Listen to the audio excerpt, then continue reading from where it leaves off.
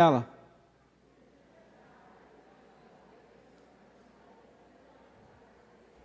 Desce os parabéns à pessoa que está do seu lado. Ontem nós completamos 24 anos de aniversário. 24 anos de Igreja de Nova Vida, aqui no bairro de Jardim Catarina. Por isso, você que é membro desta igreja, você que está aqui conosco, merece os parabéns. De repente, você não tem 24 anos de história aqui na Nova Vida, como é o meu caso. Eu não tenho 24 anos de história aqui. Mas, desde o momento que eu entrei neste bonde, eu peguei o bonde andando já, eu estou aqui nesses anos que o Senhor nos permite. E nos sentimos felizes por mais um ano de vida que o Senhor nos concede como igreja aqui no bairro. Então, que realmente nós possamos viver uma nova vida com Cristo. Uma nova vida no Senhor. E nesse tempo é um tempo mais especial ainda, porque além de estarmos completando os 24 anos de aniversários aqui nesta igreja, nós hoje também comemoramos a Páscoa do Senhor, o dia da ressurreição de Cristo. Celebramos este dia porque através da ressurreição do Senhor, nós ganhamos a vida eterna com Deus. Fomos livres da morte e do inferno. Fomos resgatados da mão do nosso inimigo. E vivemos para a glória de Deus. Então este é um dia de dupla festividade, aonde nós comemoramos o aniversário da nossa igreja e, mais do que tudo, comemoramos a nossa vitória sobre a morte e sobre o inferno. Você pode dar um forte aplauso ao Senhor? Aleluias! Aleluias! Não temos como agradecer o Senhor por tão grande amor que nos amou. Não temos como agradecer o Senhor pela sua mão poderosa agindo a nosso favor a cada dia, a cada instante. Então, nesta manhã, é um momento de gratidão no nosso coração por todos os benefícios que o Senhor tem nos feito, por todo o amor que Ele tem dispensado a cada um de nós. E nós, nesta manhã, vamos fechar os nossos olhos para agradecermos o Senhor por mais esse dia que Ele nos concedeu. Como diz o salmista, alegremos-nos e regozijemo-nos no Senhor. Querido e amado Deus, muito obrigado. Muito obrigado pela Tua presença em nosso meio, por estar aqui conosco, nos conduzindo em amor, em perfeição. Através da Tua palavra, nós cremos que o grande amor do Senhor está em nós. E fazemos, Senhor Deus, que o Teu nome seja glorificado, para que o Teu nome seja exaltado em nossas vidas. Leva-nos, Senhor Deus, a um nível de intimidade mais profundo para contigo neste dia, aonde comemoramos e relembramos da Sua ressurreição, que nos conduz à vida eterna para com Deus. Te agradecemos desde agora e para sempre, em nome de Jesus. Amém e amém. Você pode ver que estamos aqui com um cenário novo, com uma apresentação nova, para comemorarmos o nosso aniversário. Então foi feito aqui, um arranjo, temos aqui um suporte novo, a mesa não está mais aqui, tudo isso porque nós estamos aniversariando, estamos em festa. Então o Senhor tem nos abençoado neste tempo. Então hoje, como é o dia da Páscoa, vamos só lembrar algumas coisas que a gente não pode esquecer. A Páscoa, para nós, ela tem um simbolismo, para o judeu tem um outro. Então a Páscoa foi comemorada, foi instituída pelo Senhor. Na última noite que o povo estava no cativeiro, vivendo em escravidão no Egito. E aí o Senhor determinou a Moisés para que o povo de Israel sacrificasse um cordeiro. E o sangue desse cordeiro deveria ser passado nos portais de cada casa, nos umbrais da porta, para que o sangue do cordeiro protegesse a família que estava dentro desta casa. E o anjo da morte, ao passar, esta família seria poupada, esta casa seria poupada. Isso apontava para o sacrifício de Cristo na cruz, que ao ter o seu sangue derramado, esse sangue nos purificou, nos cobriu, nos santificou, nos justificou, nos remiu e nos deu o livramento da morte. Assim como o povo do Egito, o povo de Israel foi salvo no Egito, através do sangue do cordeiro derramado, nós também somos salvos da morte pelo sangue de Cristo que foi derramado na cruz. E este sangue, ele não cobria somente uma casa, uma família. Não, ele cobre toda a humanidade.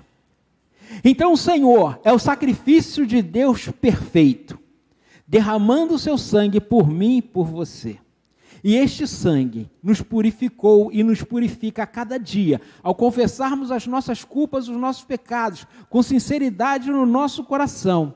O sangue do Senhor nos purifica de todo o pecado. Então nós, que somos salvos e remidos pelo sangue de Jesus, essa Páscoa, essa data, tem um significado especial para nós. É a certeza e a convicção que a aliança que Deus fez com Jesus Cristo na cruz, através da sua morte, ela continua viva. E através da ressurreição do Senhor, Ele nos garante que o nosso trabalho não é vão no Senhor. A nossa esperança não é vã no Senhor. Então nós nos sentimos alegres e felizes, porque sabemos que temos um Deus que cuida de nós, que se preocupa com nós, que nos deu a salvação através do seu Filho, derramando o seu sangue na cruz.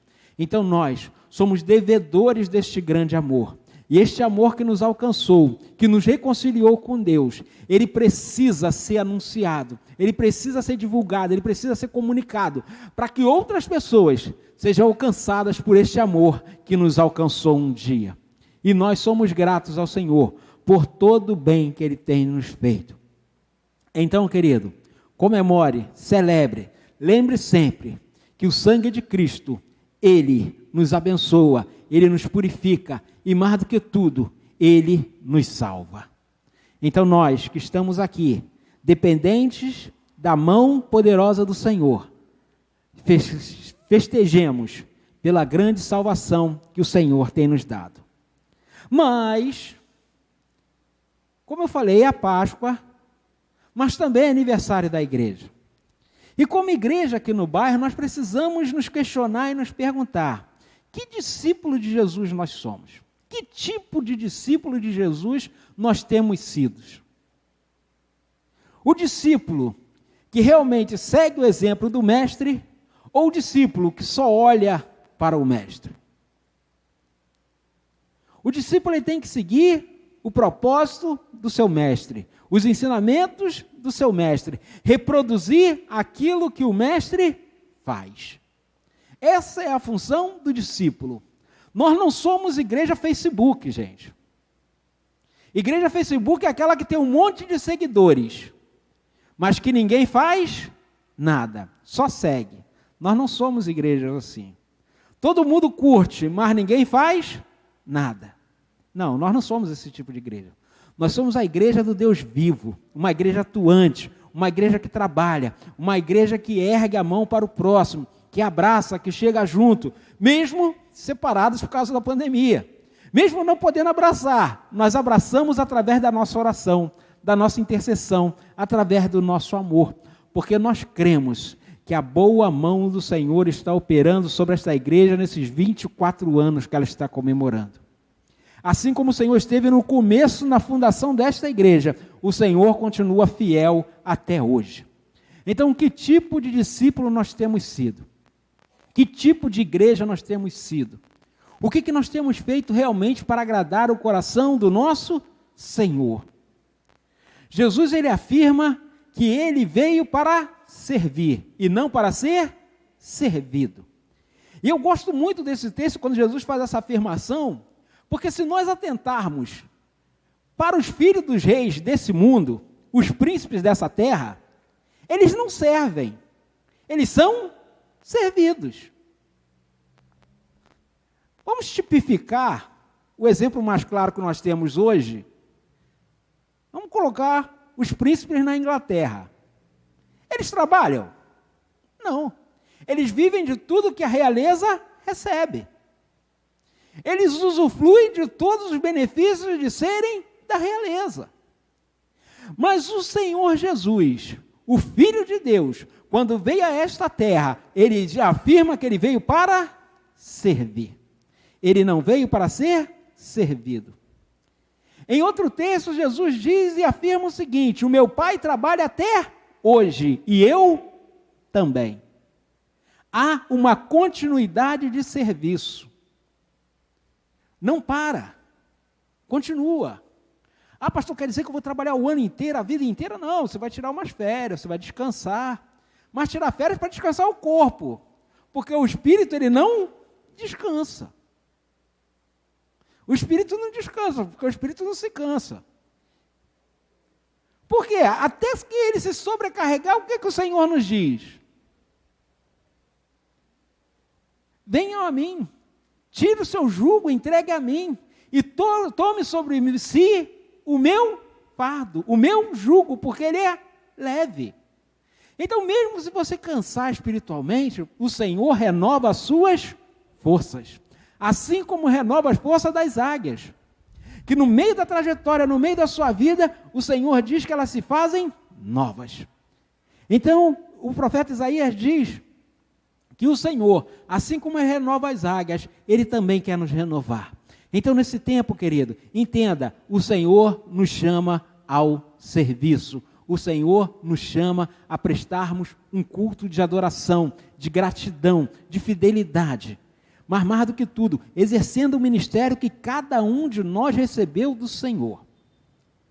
E aí eu sempre falo, quando eu estou trabalhando no CDBB, ou dando aula, ou conversando com os professores, ou trocando essa parceria que nós temos com os professores, da questão do serviço. Aquele que não conhece o seu dom, que não conhece o seu ministério, que ainda não desenvolveu o ministério da casa do Senhor, ele precisa entender que o Senhor tem um lugar para cada um de nós. Do menor ao mais ancião, o Senhor tem um lugar para cada um de nós. Cada um tem uma função a desempenhar no corpo, assim como os membros do nosso corpo, como o apóstolo Paulo descreve. Somos membros diversos, mas pertencemos a um único corpo. E cada um tem uma função determinada neste corpo. Por mais insignificante que possa parecer, é necessário para o bom funcionamento do corpo de Cristo.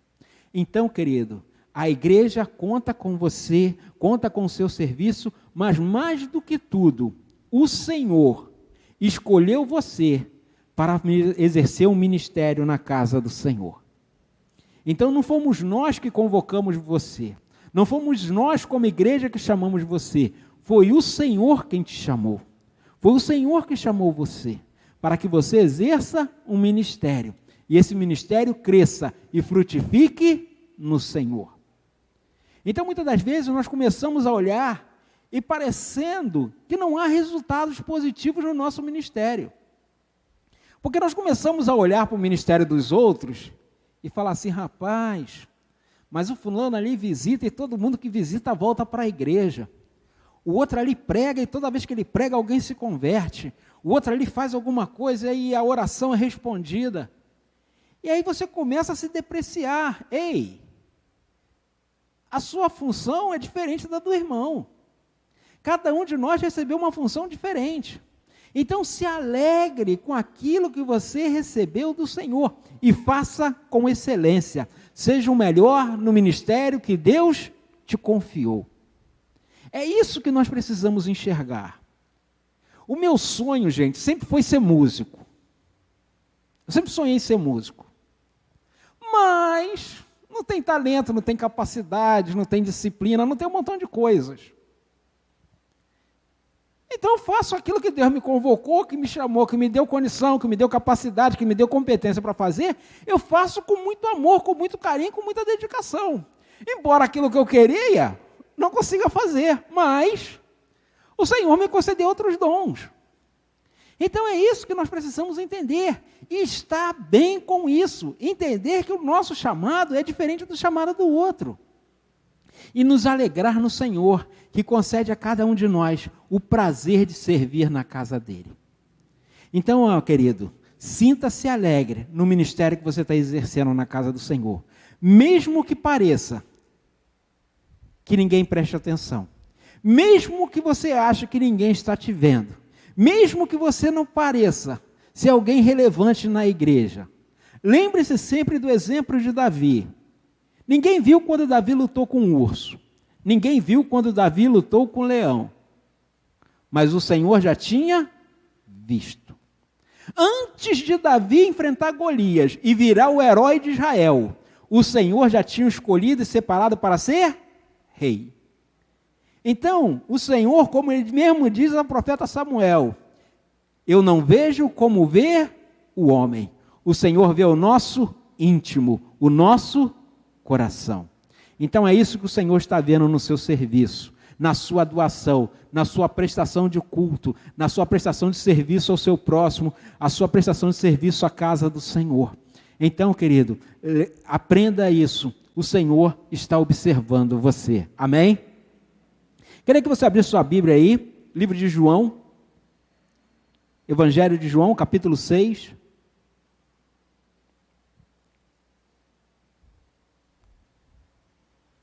Evangelho de João, capítulo 6. Nós vamos estar lendo alguns versículos e vamos estar identificando alguns discípulos de Jesus nesta passagem.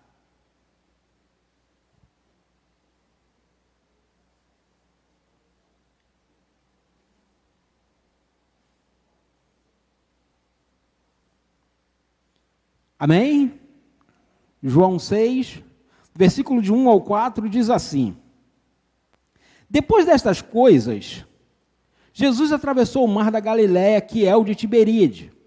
Uma grande multidão seguia.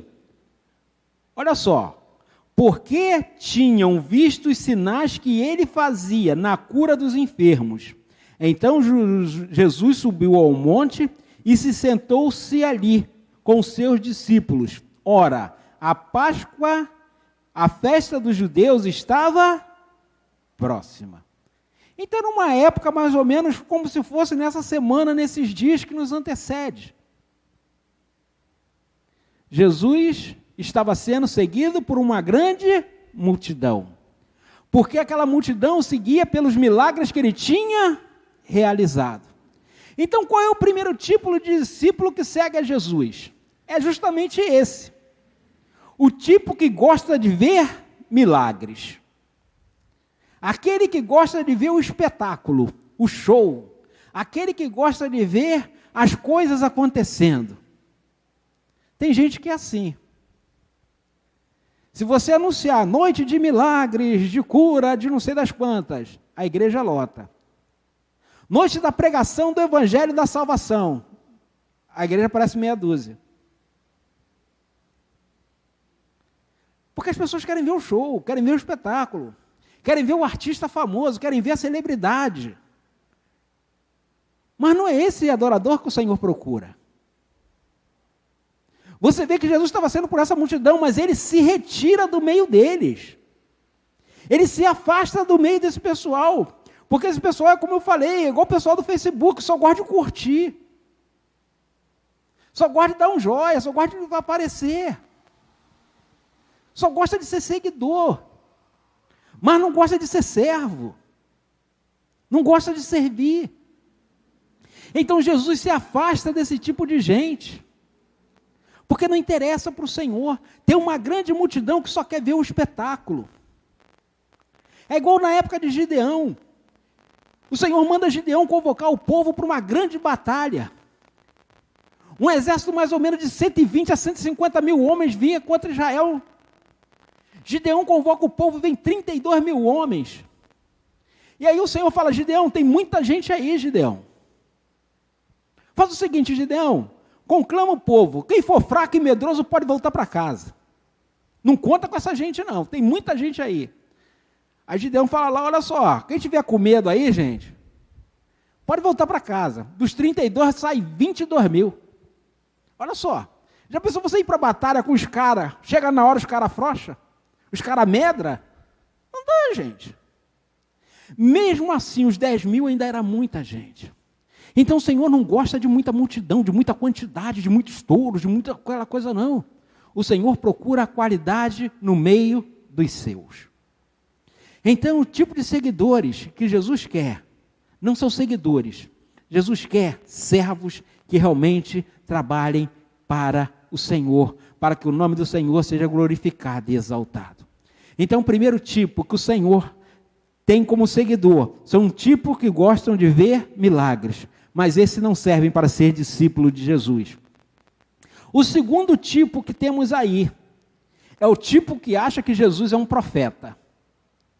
Tem gente que acha que Jesus é profeta, tem gente que acha que Jesus é um cara legal, que Jesus é o amigo, que Jesus é o amado, que Jesus é o parceiro, que Jesus é não sei o que. Não, Jesus não é nada disso não, Senhor.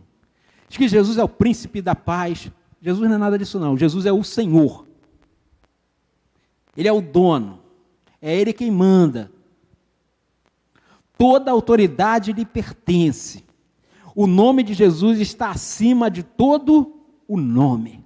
Não existe nome igual ou semelhante ao dele, nem obra poderosa como a que ele faz. Então Jesus não é qualquer um, Jesus não é um profeta que Deus enviou para fazer uma missão, para fazer um propósito.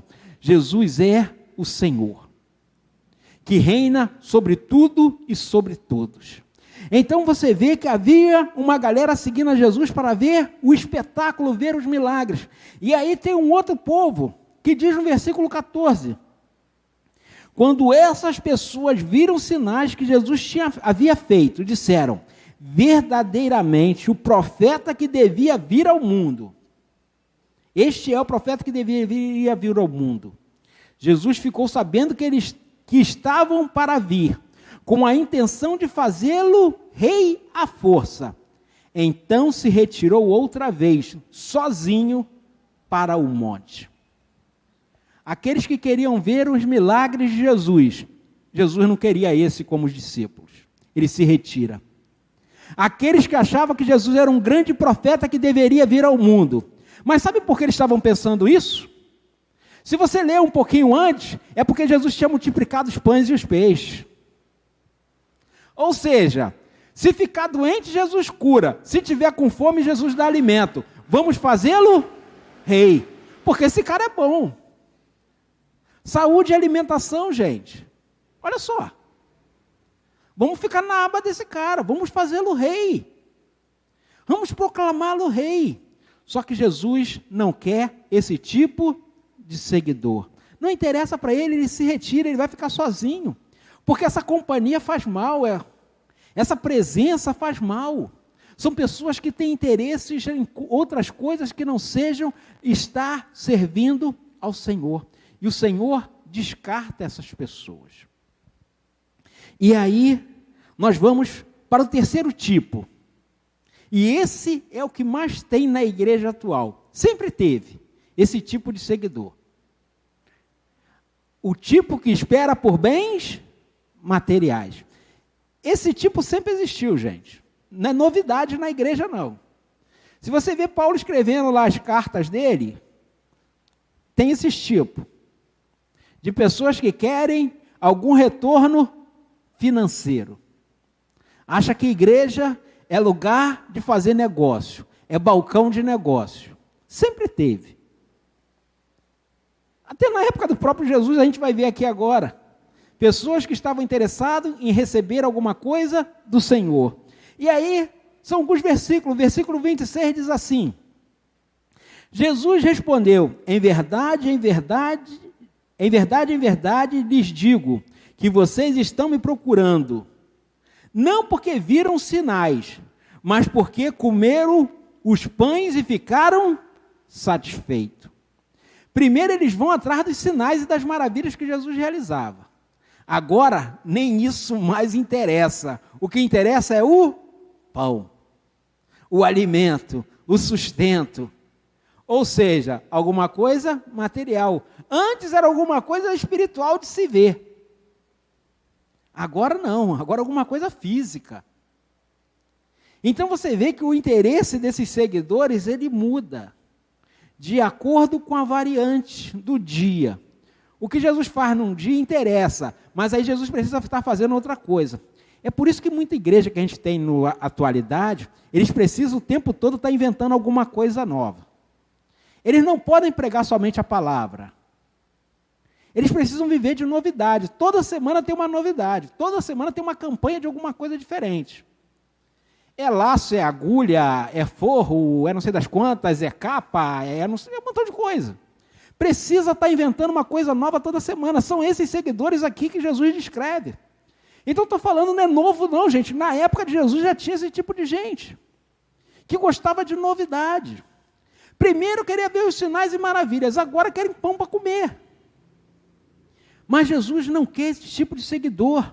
E aí no 48 ele diz, vocês querem pão? Eu sou o pão da vida. Vocês querem comer o pão? Então eu sou o pão da vida, gente. E aí ele continua, os pais de vocês comeram maná no deserto e morreram. Se alimentaram? Sim, mas mesmo assim, morreram no deserto. Este é o pão que desceu do céu, para que todo aquele que o comer não pereça. Eu sou o pão vivo que desceu do céu. Se alguém comer deste pão, viverá eternamente. E o pão que eu darei pela vida do mundo é a minha carne. O Senhor está apontando para a sua morte. Então ele diz, eu sou o pão da vida. Aquele que come não vai perecer. Então o Senhor está nos oferecendo algo superior ao alimento físico. Que o próprio Jesus em outras passagens diz, gente, você come, daqui a pouco você bota para fora. É natural, gente. Algumas pessoas têm mais dificuldade, mas é natural. Não tem jeito. Ele fica no seu organismo durante um tempo, fazendo aquilo que é necessário para te manter nutrido. Mas daqui a pouco ele é dispensado. E você precisa de um novo alimento. Mas o pão da vida que o Senhor nos oferece é a vida eterna com Deus. E esse nunca vai passar, não vai perder a validade. Ele não vai deixar de nos nutrir, não vai deixar de nos alimentar, ele nos alimenta diariamente. E aí Jesus continua no versículo 54. Quem come a minha carne e bebe do meu sangue tem a vida eterna. E eu ressuscitarei no último dia. O Senhor, ele fala da sua morte, fala da sua ressurreição. E fala também que nós, no grande e último dia, seremos aqueles que já morreram, ressuscitarão com Cristo. E nós que estamos vivos, seremos transformados. Então o Senhor está apontando aqui, dando um sinal da sua morte, da sua ressurreição, da sua segunda vinda. Ele está apontando tudo dentro desse único texto. Então nós precisamos entender que é estes que creem nesta mensagem, a mensagem viva do Evangelho. É esses seguidores que o Senhor espera que eu e você sejamos. E aí no versículo 58 ele diz, este é o pão que desceu do céu. Em nada se assemelha àquele que os pais de vocês comeram, e mesmo assim morreram. Quem come este pão viverá eternamente. Você quer comer desse pão, querido? Você come desse pão diariamente? É desse pão que você se alimenta? Então dê um forte aplauso ao Senhor. Aleluias! Louvado seja o nome do Senhor. É desse pão que nós precisamos nos alimentar. Não é pão de crendice, não é pão de achismo, não é pão de, sei lá, um montão de coisa. Eu vejo tanta coisa, às vezes eu abro a internet, abro o YouTube, eu vejo tanta coisa, as pessoas falando. É tanta macumba gospel, é tanta curimba gospel, é tanta simpatia. Eu vou mandar esse texto, você tem que passar para não sei quantas pessoas, você tem que fazer não sei o quê, porque se você não fizer, gente, isso não é de Deus não, gente. Isso é simpatia. Eu não vim, eu já nasci no Evangelho. Igreja, protestante. Mas quantas pessoas vieram do catolicismo, gente? E sabem muito bem que isso é o quê? Simpatia. Você tem que fazer uma corrente, tem que passar para outra, para passar para outra, para passar para outra. Gente, isso é simpatia, isso não é Evangelho. O Evangelho não é isso. O Evangelho é o poder de Deus para a salvação de todo aquele que crê. Primeiramente dos judeus, depois nós, dos gentios. Isso é o Evangelho. É o poder de Deus para transformação e salvação. Não é você ficar fazendo oração para mandar para um, para sair distribuindo. Não, isso não é Evangelho não, gente. Então nós precisamos ser maduros. Nós temos 24 anos de igreja, nós não podemos continuar andando como crianças. Nós precisamos amadurecer. Com 24 anos, o sujeito passa a ser independente totalmente. Porque até os 18 anos, Os pais são obrigados, quando a família é desfeita, o pai tem que pagar pensão para o filho até os 24 anos. Se ele estiver estudando, fazendo faculdade, o pai tem que pagar até os 24. Passou dos 24, ele tem que se virar sozinho. Então, querido, hoje, a partir dos 24, você tem que se virar sozinho. Você não vai ter ninguém para te sustentar nem te alimentar. Você vai ter que andar com as suas próprias pernas. Até aqui, você tinha alguém para te ajudar. Agora não tem mais não. Você tem que andar sozinho. Crendo no poder do Senhor para estar te levando a um lugar que você nunca esteve, a um lugar além das suas possibilidades. Como já diz a canção, a um nível mais profundo de intimidade e santidade para com o Senhor. Então é tempo de nós despertarmos que tipo de seguidores de Jesus nós queremos ser. E aí ele vai adiante. O tipo de seguidor de Jesus, o quarto tipo, o tipo de que não gosta de ser contrariado. É o crente que faz beicinho, que fica de mal com Jesus. Corta aqui. Gente, tem esse tipo de crente. Jesus só falou palavra aqui, ó. Gente, quem não comer da minha carne e não beber do meu sangue, não tem parte comigo. Isso para os judeus era um escândalo. Beber sangue de alguém. Aí o que acontece? Versículo 60. Muitos dos seus discípulos, tendo ouvido tais palavras, disseram: duro é este discurso, quem pode suportá-lo? Aí fizeram um beicinho, ficaram de mal com Jesus, começaram a ir embora. Na multiplicação dos pães e dos peixes, tinham 5.000 homens. Vamos fazer esse camarada rei. 5.000 proporam, estavam pensando nisso. Aí Jesus começou a descer o sarrafo. Pegou pesado. No versículo 66, Jesus ainda continua ali no 61 até o 65. E aí vem o quinto tipo. O tipo que crê que Jesus é o Santo de Deus que nos concede a vida eterna. É esse seguidor que você quer ser? Pergunta para a pessoa que está do seu lado. É esse seguidor que você quer ser? É esse seguidor que você deseja ser? Aquele que crê que Jesus nos concede a vida eterna? E aí, do 66 ao 69. Diante disso, muitos de seus discípulos o abandonaram e já não andavam com ele. Então Jesus perguntou aos 12, quantos tinham lá? 5.000. Aí só ficou quanto? Os 12.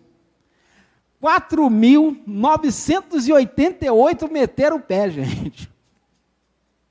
Imagine tu tá de manhã lá no Facebook, no sei lá umas quantas das redes aí, tá com 5.000 seguidores de manhã, chega no final da tarde só tem 12.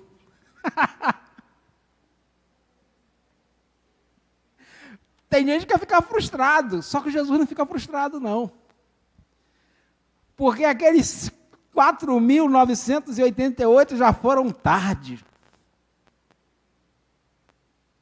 Porque não servem para nada. Crente que não trabalha só serve para dar trabalho, gente. Porque o crente, gente, ele é igual carvão. Sabe qual é a função do carvão? Gerar energia. A função do carvão é essa, gente. Pastor, não é para fazer churrasco não? Também. Mas a função do churrasco também. O carvão, quando está queimando, está gerando energia. A função do carvão é gerar energia. Assim é o crente. Ele é igual o carvão. Quando ele está desempenhando a função dele, está bem.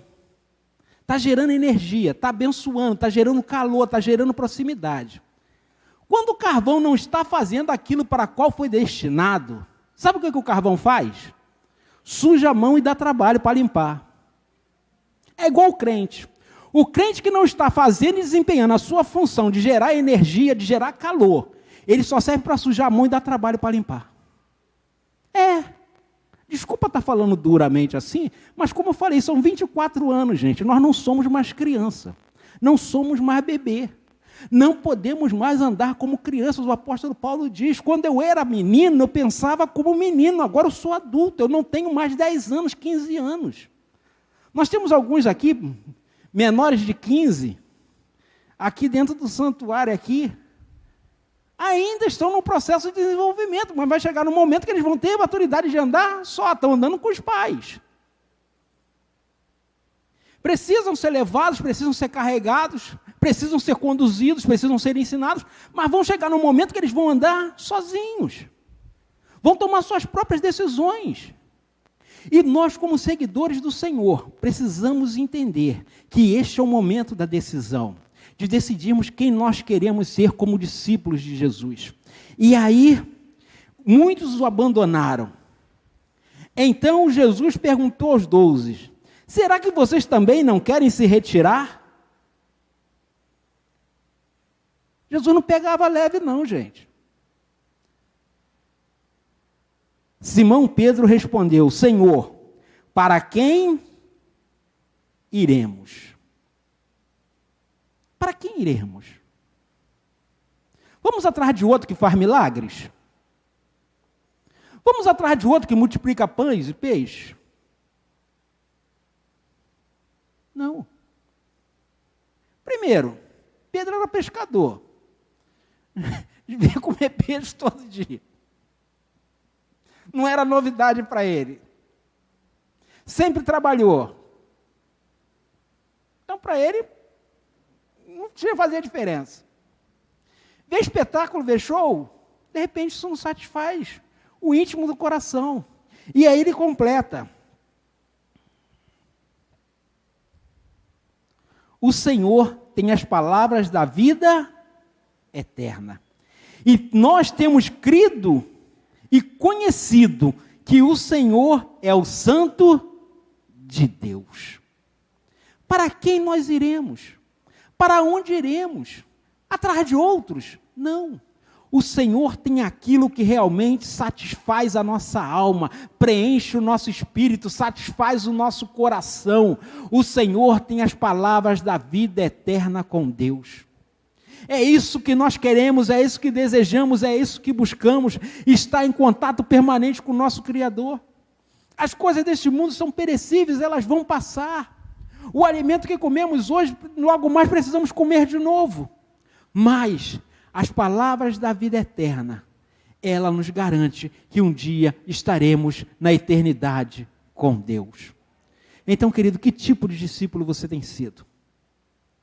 Eu espero que você seja o quinto. Eu espero que você seja o carvão que gera energia, que gera calor, que aproxima as pessoas para perto. Porque o fogo faz isso. Quando o fogo está aceso, quando a fogueira está acesa, ela atrai as pessoas para perto, as pessoas chegam para perto, que as pessoas querem sentir calor, que esse seja você que atrai as pessoas para perto, porque as pessoas sabem que vai ter um lugar de aconchego, um lugar de relacionamento, um lugar aquecido na presença do Senhor. É isso que o Senhor quer de mim e de você.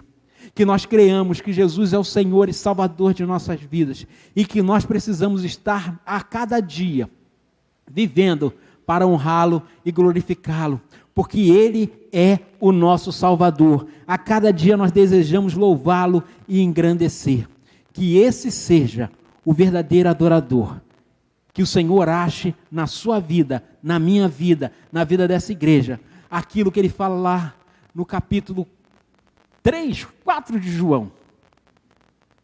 Os verdadeiros adoradores, que o adorem em espírito e em verdade. Vira para a pessoa que está do seu lado para nós terminarmos. Que o Senhor ache em você, fala para ela, que o Senhor ache em você, hoje, o verdadeiro adorador, que o adore em espírito e em verdade. Vamos colocar de pé, vamos louvar ao Senhor, dizendo que o nosso Jesus, Ele é o nosso Salvador. Outro igual a Ele não há. Todos os dias eu quero louvar.